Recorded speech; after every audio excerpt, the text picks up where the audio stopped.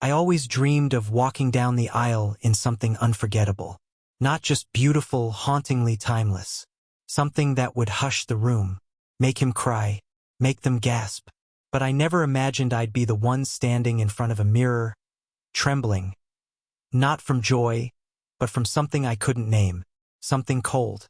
It started on a rainy Tuesday. One of those days where the sky feels too heavy, and everything around you moves in slow motion. The boutique was tucked between an old clock shop and a florist that only sold white lilies. I should have known then. White lilies. Funeral flowers. The woman who greeted me had a strange calmness in her eyes. Like she'd seen things she never spoke about. She didn't ask for my name. She didn't smile. She simply looked at me and whispered, "I think I know the one." She led me past rows of satin and lace until we reached the far back, where the light flickered. There, on a mannequin, was a dress that didn't shimmer or sparkle. It glowed. Not from the fabric. From something else. Something alive in it.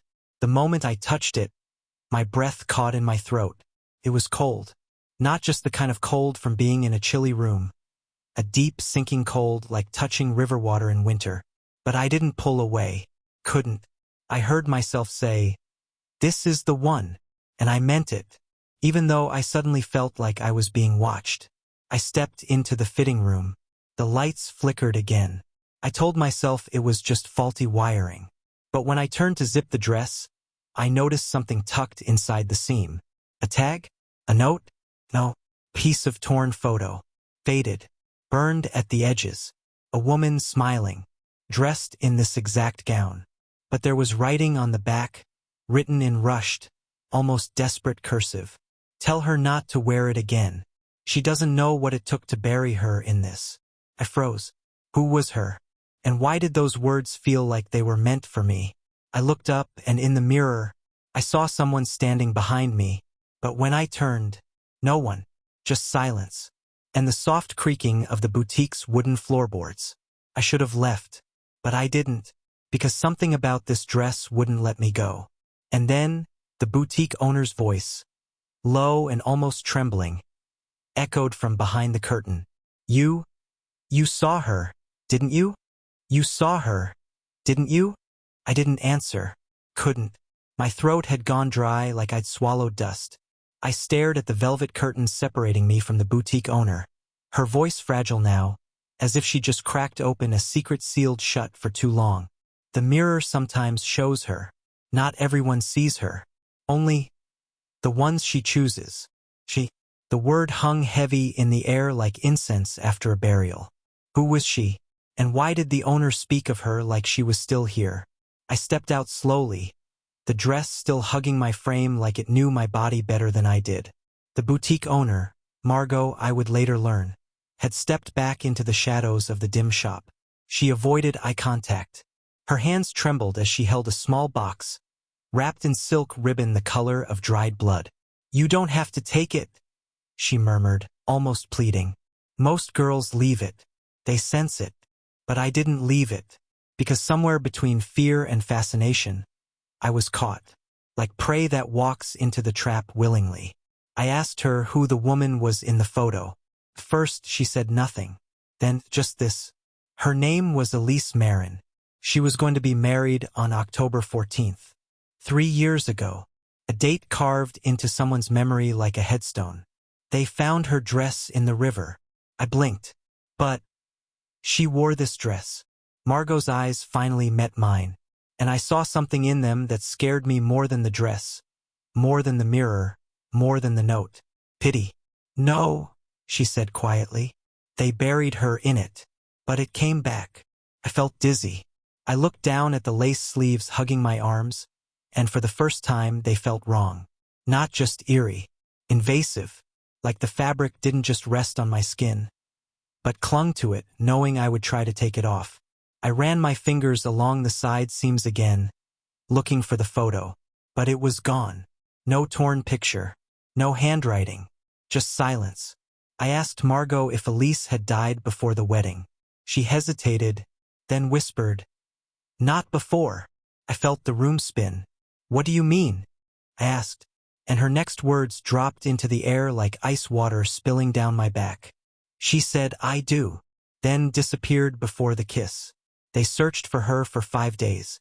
The river coughed her up on the 6th. Couldn't breathe. And then she added, there was something stitched inside the lining of her dress. A name. Not hers. It wasn't her gown. It belonged to someone else. I clutched the silk near my ribs, feeling suddenly sick. A name inside the dress? Whose name? And why was I the one holding it now?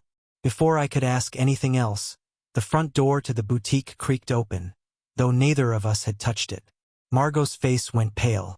She stepped back and whispered, "If you still want it, take it.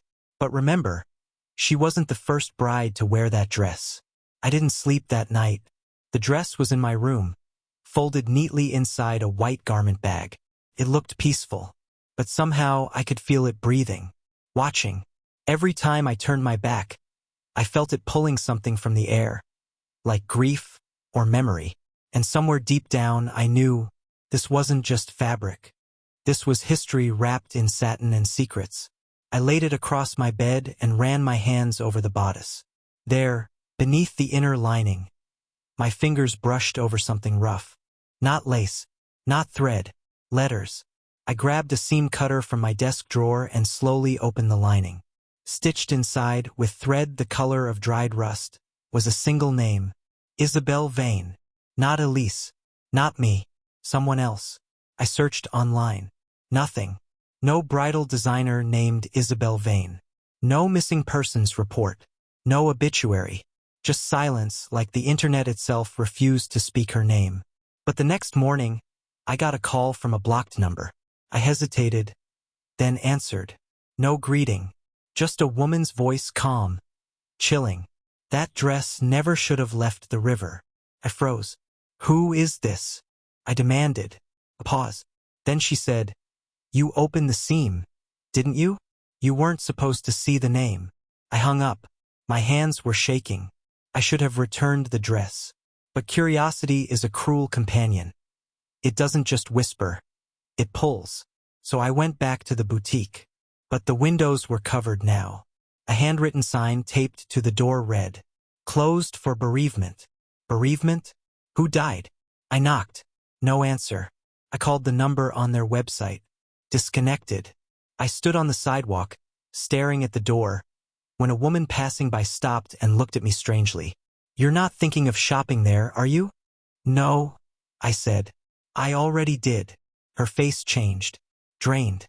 That place should have been shut down years ago, after the fire. I blinked. Fire.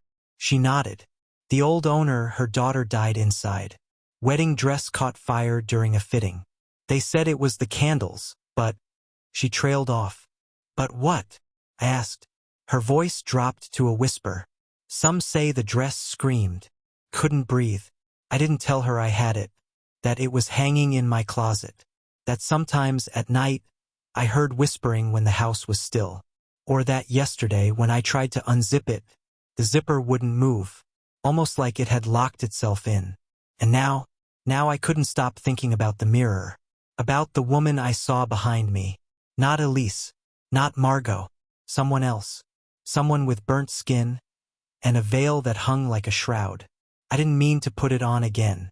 It was almost like my hands moved before my mind caught up. 1 minute I was staring at it, hanging silently on the closet door. The next, I was stepping into it, as if it had called me back, as if it remembered me. The zipper slid up on its own. Not fast, not slow, deliberate.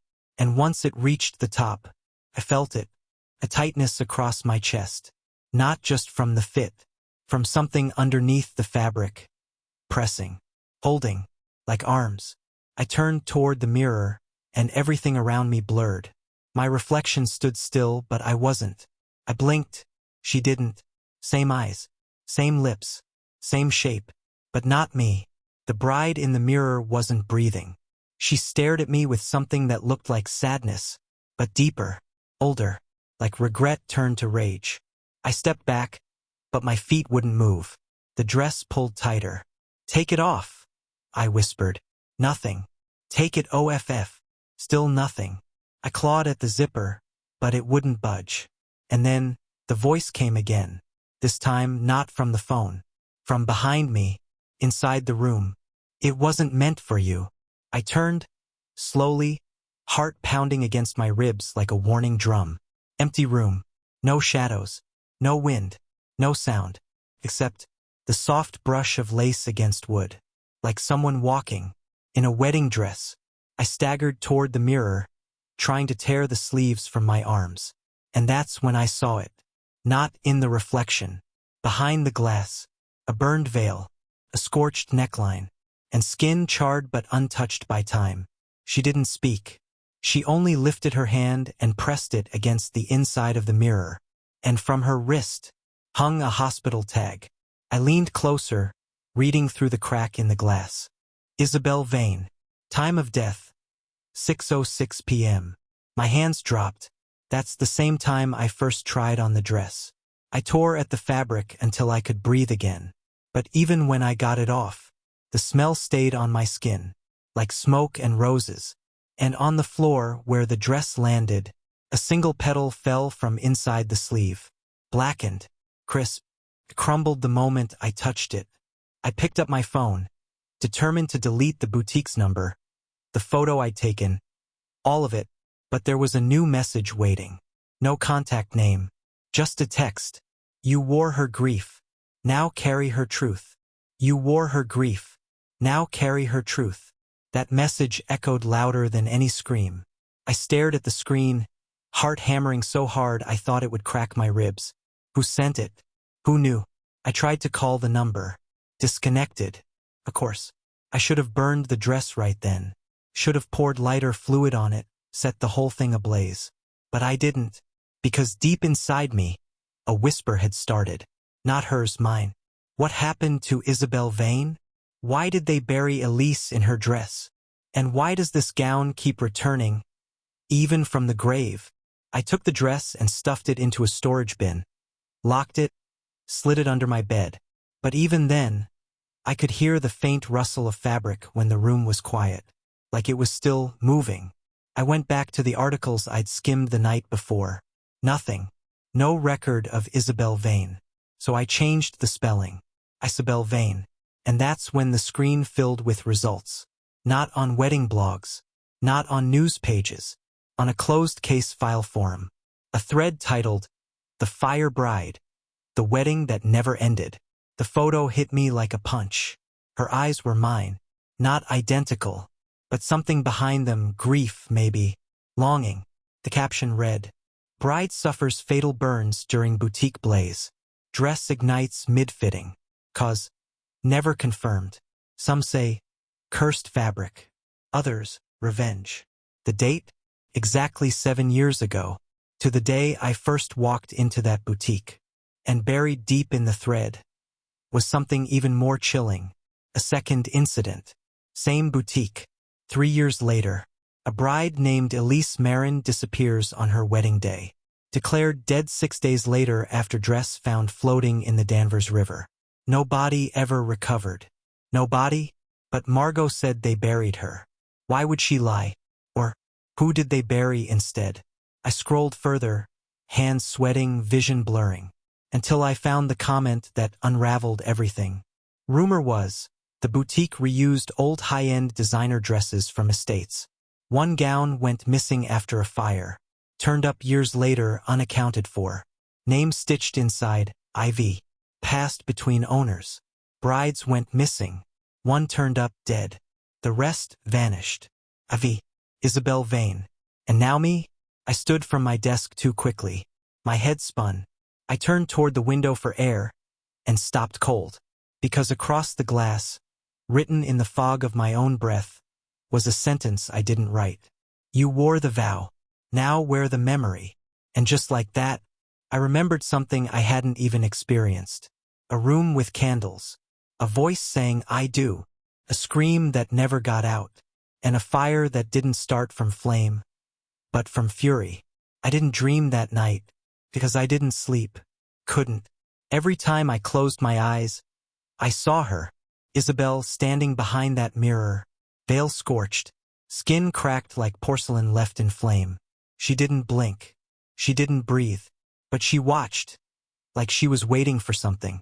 And deep inside my bones, I could feel the question. What did you agree to when you put it on? It was never just a dress. It was a contract. And I'd already said yes. I needed answers. Real ones. Not whispers in mirrors. Not text messages from ghosts. So I went back to the only place I knew might still hold the truth. The boutique. But this time I wasn't met by silence. I was met by smoke. The air reeked of soot and forgotten things. Someone had torched the place. Windows blown. Shelves melted. Dresses charred and slumped like corpses. And on the floor, near the front counter, a scorched photo frame, glass cracked, wood burned at the edges. Inside, a picture of Margaux, the boutique owner, standing beside Isabel. Same gown. Same haunted eyes. On the back of the photo, scribbled in black ink. She was never supposed to wear it again, but the dress remembers. I looked up and that's when I saw it. Behind the ruined counter, tucked into the wall, partially hidden under a fallen beam. A trapdoor, burned, but intact. I pried it open with a broken mannequin arm, coughed through the dust, and climbed down into a narrow basement. No lights, just darkness that felt wet. And then, the cold hit me. Sharp, instant, final. The kind of cold that doesn't come from lack of heat, but from presence. She was down there, not in body, in memory. The basement was lined with garment bags. Dozens of them, each tagged with a name. But only one bag was open. Its plastic melted, its hanger empty. And nailed to the wall behind it, a timeline. Names, dates, brides, disappearances. I traced the names with trembling fingers. Isabel Vane, Elise Marin, Madeline Cho, Sarah Levins. One by one, all tied to this boutique. All presumed dead or missing. And beside each, a red check mark. Except for the last name. Mine. No check mark. But a circle. Fresh ink. Waiting. I heard the creak of wood upstairs. Footsteps. Someone else was in the building. I held my breath. Then, a whisper. Carried down the stairs like smoke. She said, I do. But she never said goodbye. I didn't recognize the voice. But the air changed. Not warmer. Not colder. Heavier.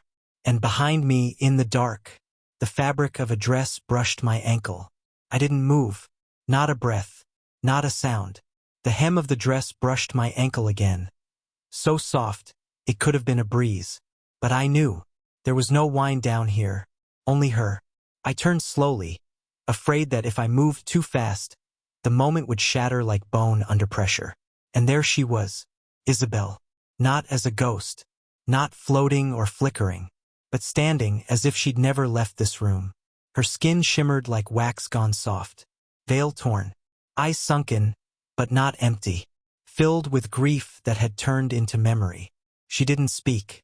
She only lifted one hand and pointed toward the open garment bags. I followed her gaze. There, slipped behind the last one, was a wedding invitation. Old, yellowed, burned at the edges. I picked it up, and my heart stopped. You are invited to the wedding of Isabel Vane and Harris Langley. Date, October 14th. Location, Danvers Vine Chapel. But the address wasn't real. I searched it. No such chapel existed. Not on maps. Not in records. Nowhere. Except a blurry photo taped behind the invitation. A chapel twisted and broken. Sitting alone on the banks of a river. The same river Elisa's dress was found in. That wasn't a coincidence. I turned to ask Isabel what happened that day. But she was gone. Just the faint scent of smoke and lilies in the air. And something else. I looked down. A footprint. Burned into the concrete. My phone buzzed violently in my pocket. No number. Just one message. You still have time to return it. But not much. I didn't reply. Because something inside me had already made the choice.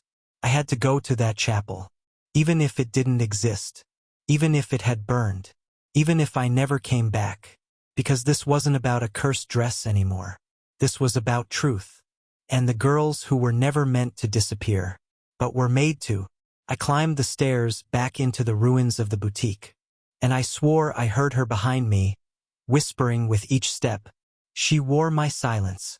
Let her carry my scream. I didn't tell anyone where I was going. Not because I was afraid they'd stop me, but because I didn't know how to explain I was chasing a chapel that wasn't supposed to exist. The sky was bruised with clouds when I left. Low, heavy, unsettled. Like it knew where I was going. I followed the river, mile after mile. No signs, no turns, no name on any map. But my body moved like it remembered something my mind didn't. Until I saw it, tucked behind a curtain of overgrown trees, half swallowed by time, stood the chapel. Rotting wood, a steeple cracked in half, and stained glass windows blown out like someone had screamed through them. It wasn't on Google Earth. It wasn't marked on any GPS. But it was real. I stepped out of the car, the silence folding around me like a burial shroud. Each step toward the chapel felt wrong, like I was walking into something that had been waiting for me for years. Decades, maybe. The doors were open just enough to let the air slip out. Thick and heavy, like it hadn't been touched since the fire. Inside, pews were warped from water damage. Ash coated everything. And on the altar, barely visible through the soot, a single wedding gown, not displayed, not hung, laid across the altar like an offering. And it wasn't the one I wore. It was older, ripped, blackened, with a ribbon scorched into the hem. For Isabel Vane. I approached slowly, knees trembling. Next to the gown, on a bed of wilted flowers, lay a bouquet that had melted into the wood. I reached out, gently lifted the edge of the dress, and saw it. A flash drive, burnt around the edges, but intact. I slipped it into my pocket, and that's when the door behind me slammed shut. Hard. I spun, no wind, no one in sight. But the air had changed. Thick, charged, like grief that had fermented. And then, the walls began to breathe. Not move, breathe. In a rhythm slow, dragging, familiar. I turned back to the altar, and there she was again. Isabel, standing where the pastor once stood. But this time not in the dress. In a hospital gown, skin wrapped in gauze, eyes hollow, but full of rage. She pointed toward the aisle, and suddenly, I saw them, rows of brides, ghosts in wedding gowns, faces blurred, hands trembling. And at the very end of the aisle, one empty pew, waiting. For me. I couldn't move, not from fear, but from something worse. Recognition. As if some piece of me had always belonged here. Like I wasn't the first to wear her pain, just the latest. And the question hit me like a bell through silence. Was this chapel cursed? Or was I always meant to walk this aisle? I didn't walk down the aisle. I was pulled. Not by hands. Not by force. But by something ancient and unseen. Like my name was already carved into the pew. Each step forward felt like stepping deeper into someone else's memory. But it was more than memory. It was a ritual. The brides on either side didn't look at me. They didn't blink. They just existed, wrapped in satin and sorrow, as if stuck between saying, I do, and screaming, get me out. And I understood now. This was not about marriage, not about love. This was a vow of silence, a contract of forgetting. And once you wore the dress, you were bound to the lie. The chapel pulsed with grief. Every breath I took tasted like burnt lace and cold dust. When I reached the altar, the empty pew creaked. I turned to face it, expecting Isabel. But it wasn't her. It was a man, face wrapped in shadow, hands folded, wearing a suit that looked older than time. And when he looked up, his eyes were familiar, not because I knew him, but because he was in the background of the photo from Margaux's boutique. The one where she stood beside Isabel. The man she was meant to marry, Harris Langley, but he hadn't aged. He looked exactly as he did in the picture, unchanged, untouched, as if the fire never came for him. I felt my heart drop, because something was wrong. He wasn't trapped here. He belonged here. And then, as if reading my thoughts, he spoke. You put it on, knowing it wasn't yours. That was the vow. His voice wasn't loud, but it cracked the silence. You weren't chosen to be a bride. You were chosen to be a witness. My knees buckled, but I didn't fall. Witness to what? I whispered, and behind me, the brides began to hum. Not a melody, not a hymn, something hollow, something that sounded like wind howling through bone. And Harris said, calmly, they remember what the world forgot. He stepped forward, slow, measured, eyes locked on mine. The dress was never cursed. It was stained. Stained with what? I choked out. He paused. And then, in one breath that tasted like ash, with the truth. The walls began to shake. The candles flickered violently. Behind the altar, something began to burn. Not fire, light blinding but cold. And from within it, a scream that had been waiting years to escape. The brides all turned in unison, veils lifting, eyes empty. And then Isabel's voice filled the chapel, echoing from every wall, every dress, every seam. He said it was love, but it was always a burial. The chapel trembled beneath me, not from thunder, not from anything natural, but from something old finally waking up. A secret cracking open inside the walls. Isabel's voice echoed still, but this time, it wasn't pain. It was power. He said it was love, but it was always a burial. I turned back toward Harris. He wasn't smiling. He wasn't moving. He just watched me, as if waiting for me to understand. And I did. This wasn't just about Isabel. It wasn't even about the dress. It was about all of them. The brides. The girls who wore the gown and were never seen again. Not because they vanished, but because someone needed them erased. Silenced. What did you do to them? I whispered. He stepped forward, calmly brushing ash from his lapel, voice smooth like silk dipped in oil. I didn't kill them. They said yes. My stomach turned. To what? He gestured toward the altar, the charred wood beneath the dress, the bouquet long turned to rot. To the promise, to the vow, to become part of the legacy. Behind me I could feel the brides moving again. Not walking, floating. Their veils lifted, their lips moved. We never said goodbye, and I knew, with a certainty deeper than fear, they weren't haunting the dress. They were trapped inside it. Every girl who wore it, every bride who disappeared. They didn't leave this world. They were sewn into the seams, and I had let it touch my skin. I stepped back. You kept them here, I said, voice shaking. All of them. For what? Harris tilted his head. For tradition, for devotion, for the silence that keeps men clean and women forgotten. I felt rage ignite in me. Not the kind that burns out, but the kind that sharpens. I pulled the flash drive from my pocket.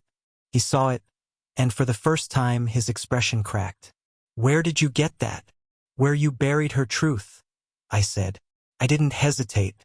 I turned, ran through the aisle, past the brides, past the pews, through the doors that now swung wide open as if the chapel itself had decided. Let her go. The wind hit me like a gasp. I didn't stop until I reached my car. I drove, fast, blind. I didn't breathe until I made it home. That night I plugged in the flash drive.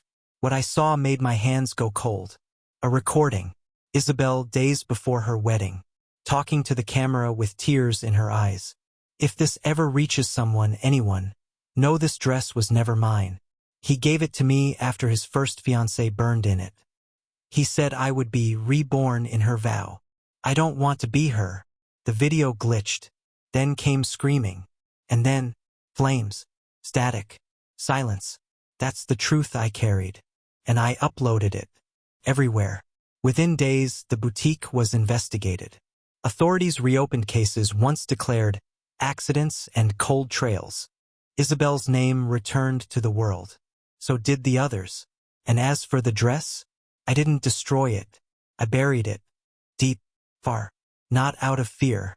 Out of respect. And sometimes, when the wind's just right, I swear I hear the rustle of silk in the trees. But no whispers. Because now, they've finally said goodbye. If you want more chilling true crime stories like this one, Don't forget to subscribe to the Veil of Secrets.